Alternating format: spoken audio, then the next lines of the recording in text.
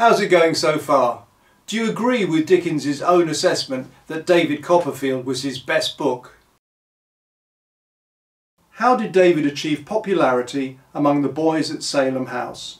I'm sure you all noted that it was through his facility for storytelling, recalling in detail the 18th century novels of Defoe, Fielding and Smollett that kept his fancy alive under the tyrannical regime of Murdstone, and recounting them at night, like Scheherazade in the Arabian Nights, to Steerforth and his friends, and recounting them at night, like Scheherazade in the Arabian Nights, to Steerforth and others. This detail was of course based on Dickens' own reading experience as a child, and he would go on, later in his career, to become a hugely successful public reader and reteller of his own stories.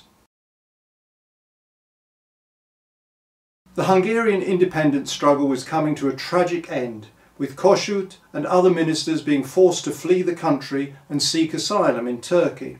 In domestic news, Queen Victoria was on a royal visit to Ireland, and her likeness was used on the first silver florin, a silver coin valued at 1/10 of a pound, the very tentative first step towards decimalisation of the currency, which was only fully implemented in 1971.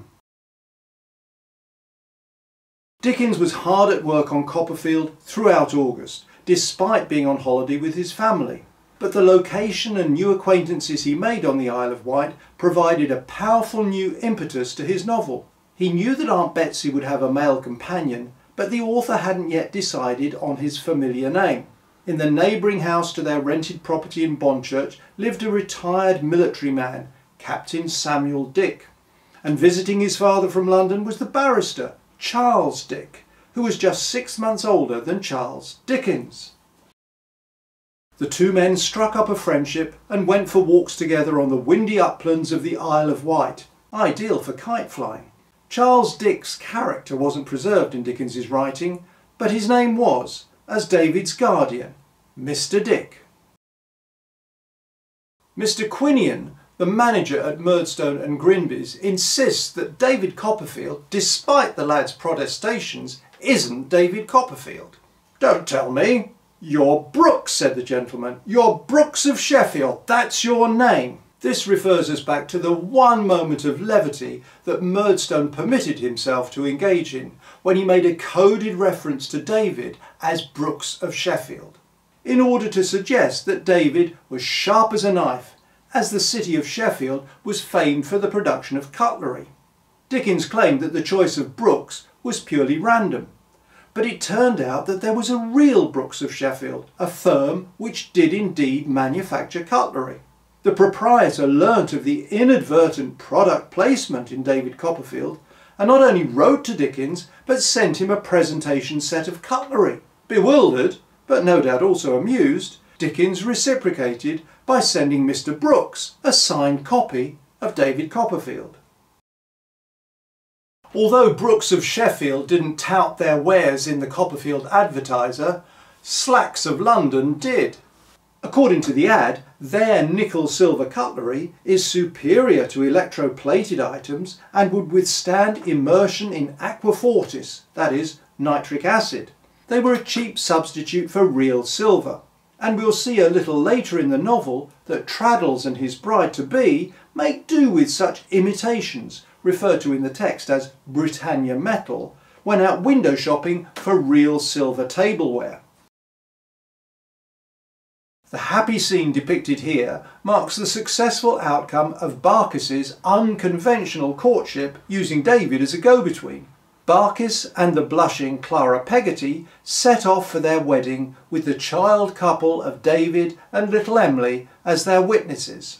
Now entered into the world of work, the diminutive David stands at a bar counter, where no ID is required, to boldly request a glass of the landlord's very best, genuine, stunning ale. My textual snippet this week is taken from David's time in Murdstone and Grinby's, but it was transposed almost verbatim from Dickens's autobiographical fragment, which refers to his miserable existence in Warren's blacking warehouse. The famous plate by Frederick Barnard first appeared in the household edition of John Forster's Life of Dickens, in which the autobiographical fragment was first made public. No words can express the secret agony of my soul as I sunk into this companionship, compared these henceforth everyday associates with those of my happier childhood, not to say with Steerforth, Traddles and the rest of the boys, and felt my hopes of growing up to be a learned and distinguished man crushed in my bosom. The deep remembrance of the sense I had of being utterly without hope now, of the shame I felt in my position, of the misery it was to my young heart to believe that day by day what I had learned and thought and delighted in and raised my fancy and my emulation up would pass away from me little by little, never to be brought back any more, cannot be written. Of course, David determines to run away from Murdstone and Grinby's, and the part ends on a cliffhanger. How will he find his way to Aunt Betsy's without an address, any money, or a friend in the world? But that's not my question to you. Rather, in the 12 chapters we've read so far, who would you say that David loves? Catch you next time on the Dover Road.